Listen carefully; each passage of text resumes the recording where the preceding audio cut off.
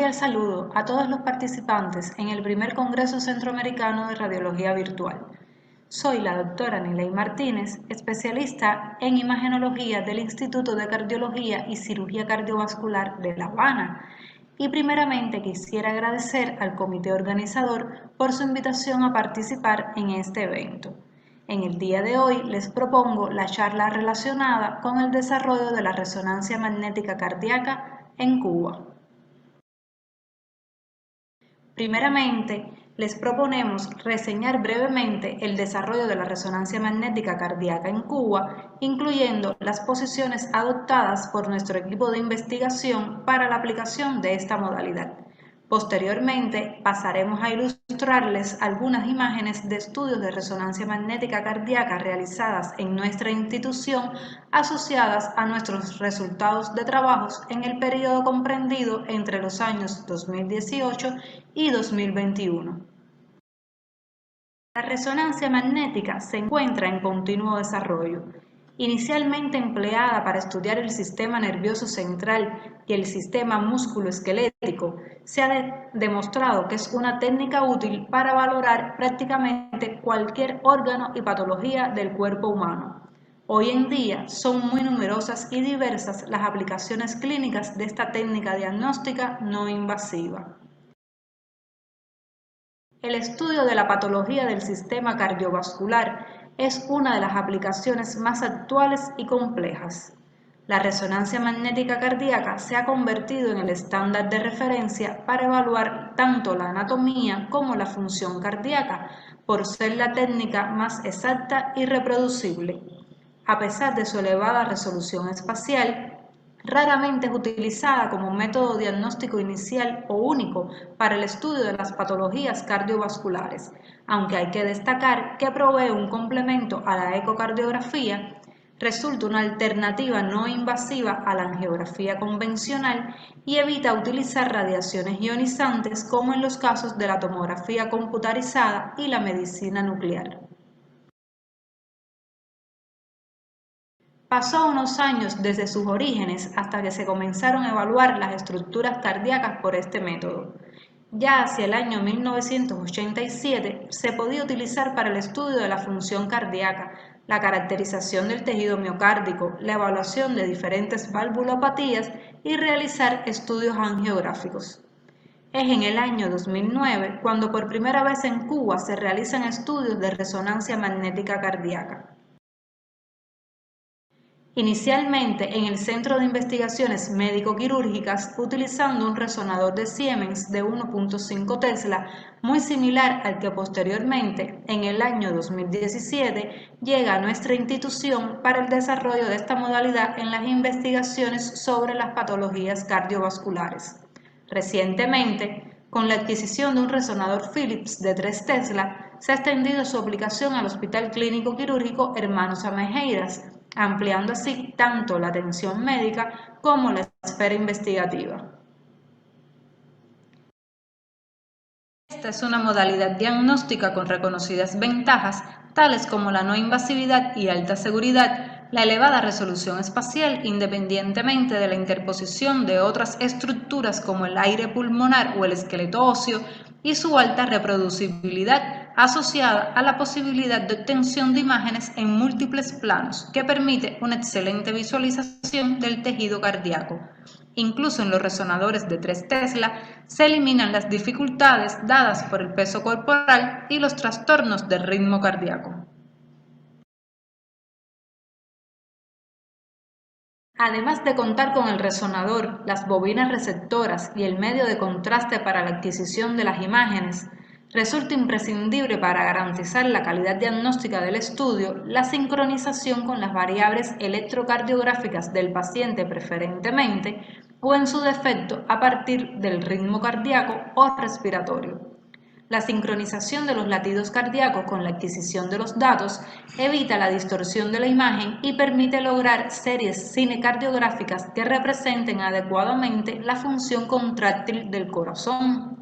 Asimismo, resulta también imprescindible el personal tanto médico como técnico entrenado en este tipo de estudio.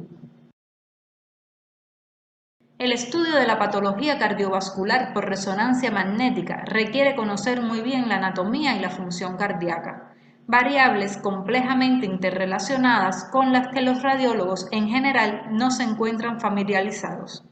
Para este propósito, se han de conocer aspectos como la localización anatómica y orientación de las estructuras cardíacas, la adquisición de los planos de estudio y los tipos de secuencia que se deben emplear de acuerdo con la patología cardiovascular estudiada. La orientación del corazón en el tórax condiciona su exploración mediante resonancia magnética, ya que su eje intrínseco se localiza en un plano diferente a los planos corporales habitualmente empleados para estudiar el resto de los órganos. Los ejes cardíacos no son paralelos a los ejes del cuerpo. Por tanto, el corazón se debe estudiar empleando planos específicos, los mismos planos que se utilizan en otras modalidades de imagen cardíaca, como la ecocardiografía. Así nos estamos refiriendo a los llamados planos en 2, 3 y 4 cámaras que corresponden al eje largo cardíaco y los ejes cortos, así como otros planos específicos de determinadas regiones, como los tractos de salida de ventrículo derecho y ventrículo izquierdo y los planos valvulares. Asimismo, los planos corporales estándares son de gran utilidad para valorar las cardiopatías congénitas, estudiar masas cardíacas y extracardíacas y evaluar la patología pericárdica. Las indicaciones clínicas determinan qué tipo de secuencia utilizar. Para la adquisición de imágenes cardíacas utilizamos secuencias estáticas que pueden ser ponderadas en T1 y en T2 y en las cuales la sangre en el interior del corazón y el sistema vascular se observa hipointensa respecto al tejido miocárdico, por lo que se conocen como secuencias de sangre negra, las cuales permiten el estudio tanto de la morfología cardíaca como la caracterización tisular. Las secuencias en T2 permite además la visualización del edema miocárdico. Otras secuencias estáticas, en este caso paramétricas, conocidas como mapas de los valores de T1 y T2, permiten la identificación de áreas de edema, inflamación, cicatrices o depósito de diferentes elementos en el miocardio. Una posible aplicación del mapeo es la cuantificación de las características miocárdicas en el T1 nativo, o sea, previo a la administración de contraste, lo cual aporta un potencial diagnóstico en pacientes con contraindicaciones relativas para el uso del gadolínio. Ambos mapeos se utilizan para el cálculo del volumen extracelular. El mapeo en T2 brinda la posibilidad de una mejor detección y cuantificación de la inflamación o el edema asociado a la reperfusión. Se emplean secuencias dinámicas o de cine para evaluar la perfusión, conocidas como secuencias del primer paso. Se refieren a la visualización del paso del contraste de forma dinámica desde las cavidades cardíacas derechas a las izquierdas y con su consiguiente distribución en el tejido miocárdico, por lo que permite la detección de defectos regionales de la perfusión. Estas se pueden realizar tanto en reposo como bajo estrés farmacológico. Su elemento distintivo es que nos permite ver en tiempo real el paso del contraste a través de las cavidades cardíacas, lo cual no es posible realizar mediante otras modalidades como la tomografía. Las secuencias dinámicas se utilizan para la visualización de la motilidad cardíaca, permitiendo así evaluar su función. En ellas, la sangre en el interior de las cavidades se observa hiperintensa, ya que el flujo en movimiento tiene una alta intensidad de señal y se conocen entonces comúnmente como secuencias de sangre blanca.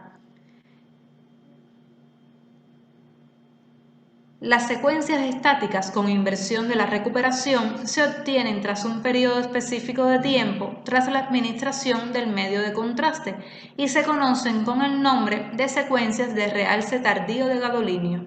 En ellas se anula la señal tisular del miocardio que no captó contraste, visualizando así el depósito de gadolinio en zonas de muerte celular, ya sea por isquemia o por otras causas. Las secuencias dinámicas con codificación de velocidades crean mapas de velocidad de flujo mediante cortes ortogonales al vaso explorado y permiten calcular los flujos de los grandes vasos, así como también flujos transvalvulares y el gasto cardíaco. Con todas las secuencias descritas, podemos entonces conformar el estudio de resonancia magnética cardíaca con todas sus posibles exploraciones, que se pueden combinar de diferente manera en dependencia de las necesidades específicas de cada caso particular. Al igual que en el resto de las técnicas de imagen, el estudio debe enfocarse a la pregunta clínica específica. Así, cumple con los requerimientos comunes de todas las técnicas de imagen cardíaca que se desarrollan para precisar un diagnóstico, esclarecer su etiología, contribuir así a las estrategias de tratamiento y predecir un pronóstico a la condición clínica de cada caso. Con todos los elementos expuestos previamente, concretamos las exploraciones básicas definidas internacionalmente para completar el estudio de resonancia magnética cardíaca. Luego de establecidos los localizadores, el estudio comienza con la evaluación anatómica. Comenzamos con las secuencias Hayes de sangre negra, permitiendo el análisis de las paredes vasculares y las cavidades cardíacas. Muy importantes estas vistas para el radiólogo, pues permite la evaluación del resto de las estructuras torácicas extracardíacas. Debe realizarse la exploración con al menos 2 planos convencionales, preferentemente uno de ellos el axial. Posteriormente, las imágenes de cine en cada uno de los planos específicos 2, 3 y 4 cámaras permiten la identificación de cada una de las estructuras cardíacas y sus características. Las imágenes obtenidas en planos de eje corto a nivel basal, medio y apical permite el estudio del tamaño biventricular y la función regional. Otros planos específicos se emplean en dependencia de la indicación clínica, tales como los tractos de salida de ambos ventrículos y los planos valvulares, incorporando en estos últimos las secuencias de flujo. Finalmente, la caracterización tisular se define a través de las características del realce tardío de gadolinio. La adquisición de todas estas imágenes debe seguir un orden lógico de exploración, por lo que se diseñan protocolos estandarizados de adquisición para abordar cada cuestión clínica específica. Siguiendo los preceptos establecidos internacionalmente, nuestro Departamento de Resonancia Magnética Cardíaca estandarizó el protocolo a emplear en el estudio de nuestros pacientes, garantizando siempre la óptima calidad diagnóstica del estudio. La inyección de los 15 mililitros de medio de contraste se realiza con bomba inyectora.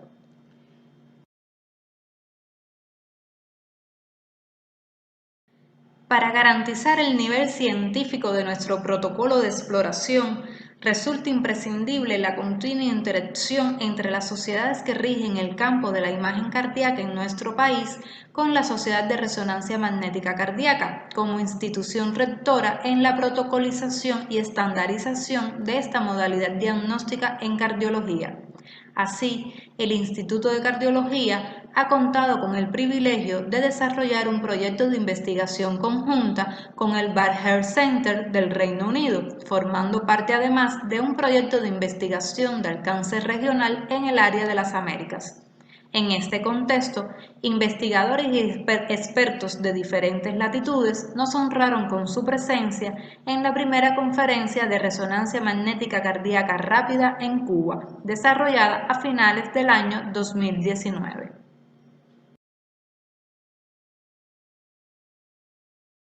Teniendo en cuenta las características de los estudios cardíacos, donde un estudio completo puede durar aproximadamente entre 50 y 60 minutos, resulta beneficioso acortar los tiempos con el diseño de protocolos más cortos, precisando siempre no comprometer la calidad diagnóstica del estudio. Así pues, en dicho proyecto de cooperación científica con el Reino Unido, utilizamos una propuesta de protocolo avalada por sus investigadores en el cual, sin prescindir de las secuencias indispensables para el diagnóstico cardiovascular, se acortaba el tiempo de estudio hasta 20 minutos. Adentrándonos ahora en nuestra experiencia en el transcurso de los últimos 4 años, tanto en el diagnóstico médico como en el área investigativa, les mostraremos algunos de nuestros resultados asistenciales y científicos. Hemos mantenido estabilidad en el número de casos estudiados en el servicio de resonancia magnética, con un promedio aproximado de 130 casos anuales. Cabe destacar aquí la evidencia de la mayor cantidad de casos que se completaron en el año 2020, pese a las dificultades en la atención médica y disponibilidad de recursos derivadas de la pandemia de la COVID-19, que ha afectado a todos los sistemas de salud alrededor del mundo. Los indicadores correspondientes al primer semestre del presente año 2021 prevén que se mantendrá la estabilidad en cuanto al número de casos estudiados. Las enfermedades cardiovasculares constituyen la primera causa de muerte en nuestro país y dentro de ellas la cardiopatía isquémica aporta los mayores indicadores de mortalidad, incluso superiores a los del año precedente. El resto de las miocardiopatías aporta también un número considerable de defunciones anuales. De ahí la importancia de evaluar estas entidades mediante modalidades diagnósticas que permitan, dada su precisión diagnóstica y pronóstica, elevar la expectativa de vida de estos pacientes.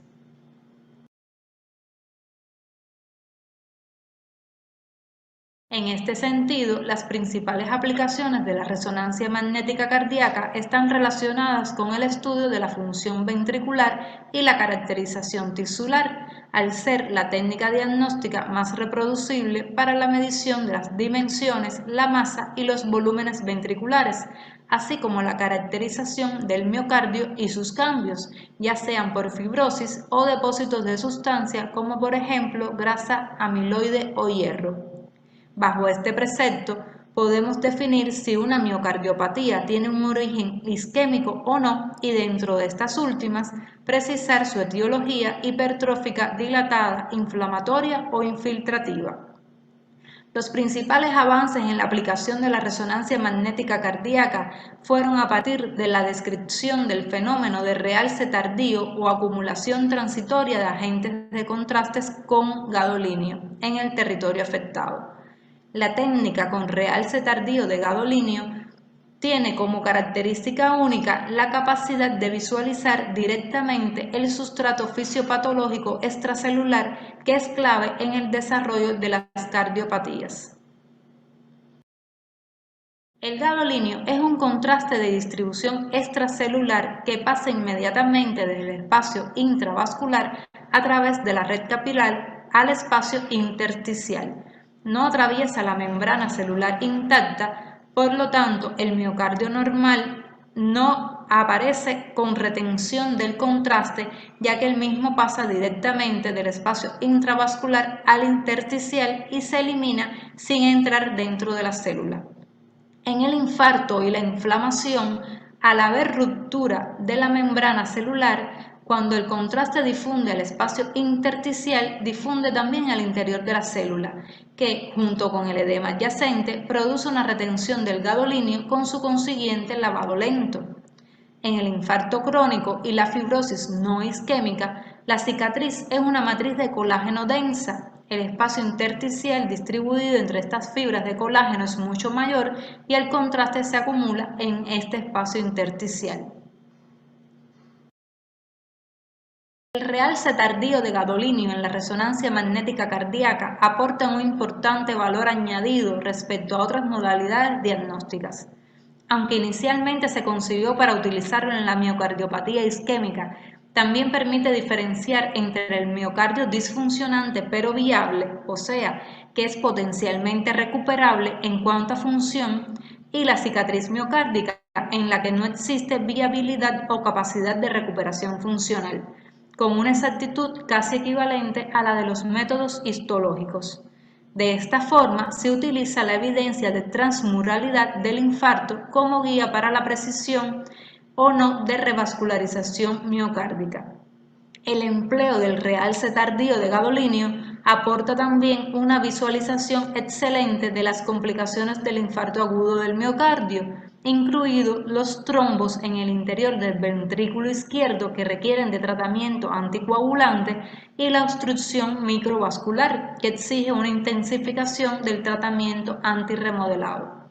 La adquisición de imágenes inmediatamente después de la administración del gadolíneo o fenómeno del primer paso puede ser útil para delimitar mejor estos fenómenos. El realce tardío de gadolíneo proporciona también información sobre la etiología que subyace a la disfunción del miocardio. Los patrones de realce sirven de base para diferenciar de manera fiable las miocardiopatías isquémicas de las no isquémicas, así como los tipos específicos de las miocardiopatías no isquémicas. La presencia de realce tardío de gadolíneo no isquémico y su extensión están relacionadas también con la carga de lesión miocárdica irreversible existente, por lo que se utilizan para predecir pronóstico.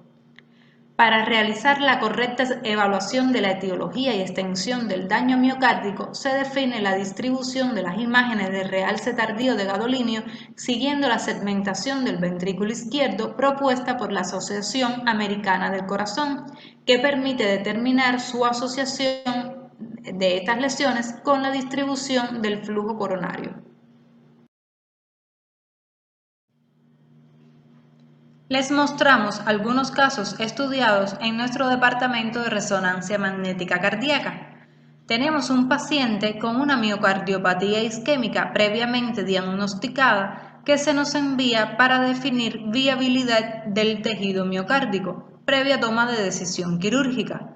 Podemos comprobar una cavidad ventricular izquierda severamente dilatada con fracción de eyección de 28 y evidencia de aquinesia y adelgazamiento de múltiples segmentos anteriores y septales. La punta se observa disquinética y en las secuencias de inversión-recuperación se evidencia infarto transmural no viable en territorio de la arteria descendente anterior que corresponde a los mismos segmentos con trastorno de la motilidad. Existe evidencia de trombo mural de forma semilunar adherido a la pared media anteroseptal.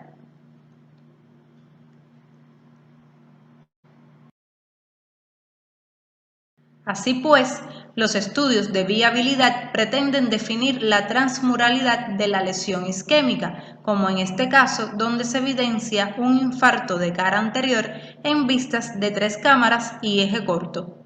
Sin embargo, también podemos tener pacientes con condiciones clínicas sugestivas de isquemia miocárdica no logrando definir la misma por métodos convencionales.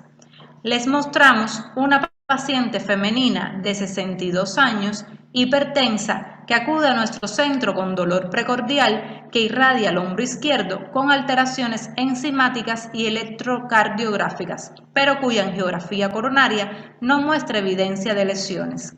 Así pues, llega a nuestro servicio con el fin de esclarecer el diagnóstico y podemos comprobar en esta secuencia de ejes cortos la presencia de realce tardío de gadolíneo inferior y lateral con extensión al músculo papilar, por lo que estamos ante un infarto agudo del miocardio sin obstrucción de arterias coronarias. Por otra parte, la resonancia magnética cardíaca es la prueba de imagen no invasiva más empleada para confirmar el diagnóstico de miocarditis aguda, en especial en pacientes hemodinámicamente estables durante la primera semana desde el inicio de la clínica. Podemos observar en este paciente la presencia de trastornos segmentarios de la motilidad con una señal hiperintensa en T2 subepicárdica inferolateral, sugestiva de edema miocárdico, a cuyo nivel se comprueba la presencia de realce tardío de gadolíneo, o sea, de distribución no isquémica.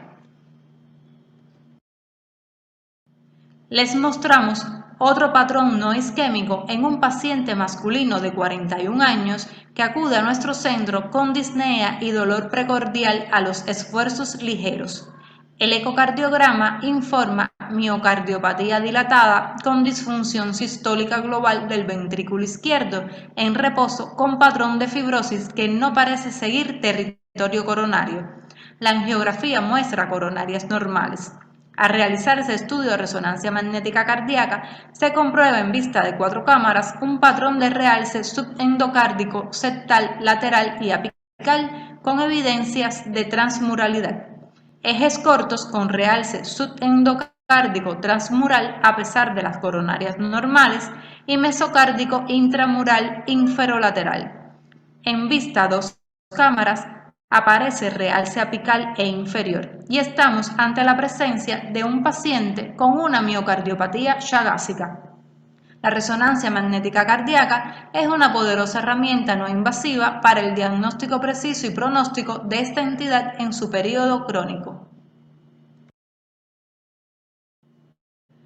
Algunos de nuestros resultados parciales muestran cómo puede variar el diagnóstico en pacientes con sospecha de cardiopatía isquémica.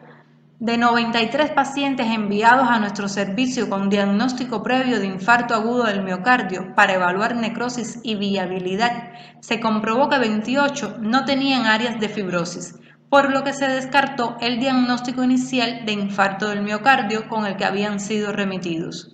De los 65 pacientes en los que se encontraron áreas de fibrosis, en 8 de ellos la distribución de la misma no seguía un patrón isquémico, por lo que en estos casos también se rechazó el diagnóstico de infarto del miocardio. Al encontrar áreas de realce tardío de gadolinio con patrón isquémico o no, se extiende más allá de su aplicación diagnóstica. Es un marcador de mal pronóstico clínico, en general con diversas implicaciones en la evolución clínica, como son el elevado riesgo arrítmico, la deficiente respuesta al tratamiento médico, a la revascularización miocárdica y también a la terapia de resincronización cardíaca. La aplicación MyoMaps disponible para los equipos de Siemens no solo permite establecer un diagnóstico visual, sino también que proporciona una cuantificación física del tejido miocárdico. Esta aplicación hace posible registrar los cambios microscópicos en el tejido y representarlo en imágenes a color basadas en píxeles que ayudan a diagnosticar y cuantificar las patologías difusas del miocardio, el tejido cicatrizal y el edema en sus etapas iniciales, así como la detección y cuantificación temprana de la sobrecarga de hierro que puede conducir a una insuficiencia cardíaca. Otras múltiples indicaciones de estudio de resonancia magnética cardíaca hemos tenido, aunque en menor cuantía, tales como la evaluación de valvulopatías, ya sean congénitas o derivadas de otras condiciones cardiovasculares, así como evaluaciones de patologías pericárdicas y una pequeña serie de pacientes con tumores cardíacos que precisan caracterizar la lesión y definir su repercusión estructural y funcional sobre las estructuras cardíacas. La estrecha interrelación entre imagenólogos y cardiólogos dedicados a la imagen cardíaca, cada una de estas especialidades con su base formativa específica, ha contribuido a perfeccionar el estudio de resonancia magnética cardíaca. No podemos olvidar que el corazón no es una estructura aislada y en las secuencias de exploración de resonancia magnética se visualizan otras múltiples estructuras torácicas cuyas alteraciones pueden guardar o no relación con la patología cardiovascular estudiada. Aunque resulta más compleja la evaluación de la patología pulmonar por este método, se pueden definir mejor otras estructuras relacionadas con la caja torácica, el mediastino e incluso a nivel de órganos extratorácicos. Así, en nuestro medio ha sido frecuente no solo las patologías vertebrales esencialmente degenerativas, sino también la presencia de lesiones habitualmente nodulares en los segmentos visibles de tiroides, hígado y riñones.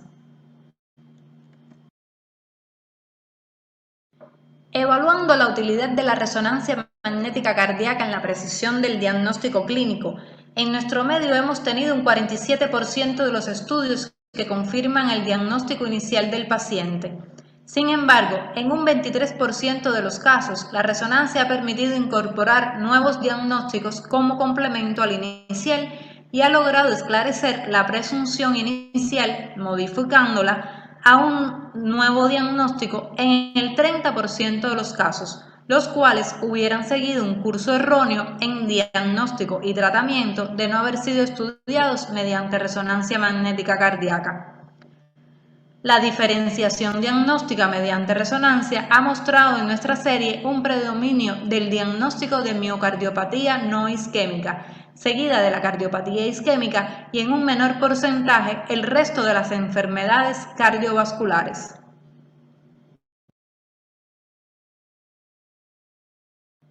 Antes de terminar, solo ilustrar que nuestro equipo de investigadores dedicado a la imagen cardíaca, con estrecho vínculo entre las especialidades de imagenología y cardiología, desarrollamos varias líneas de investigación en el campo que incluyen no solo las miocardiopatías, sino también entidades clínicas específicas tales como la amiloidosis cardíaca, la cardiotoxicidad en pacientes bajo tratamiento oncológico por carcinoma de mama y la sobrecarga de hierro en pacientes con enfermedades hematológicas.